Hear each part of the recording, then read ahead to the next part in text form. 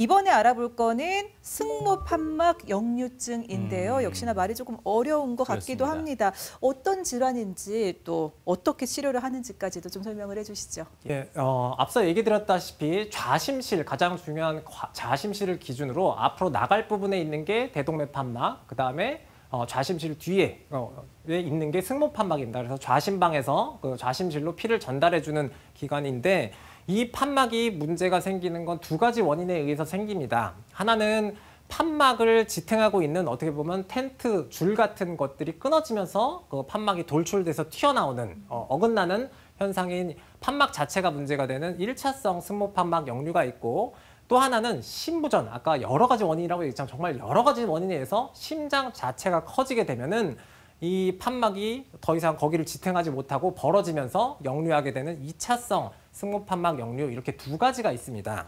승모판막 성형술 같은 경우에는 이 심장의 주머니가 되는 부분을 조여주기도 하고 판막 자체를 잘라서 그다음에 끼워 붙여서 역류하지 않게 그렇게 만들어주는 게 개흉 승모판 성형술이고 이것에 대한 역사는 굉장히 오래됐고 현재도 정말로 그 역류 자체를 줄여주는 것은 열고 진행하는 것들이 더 결과가 좋다고 나와 있습니다.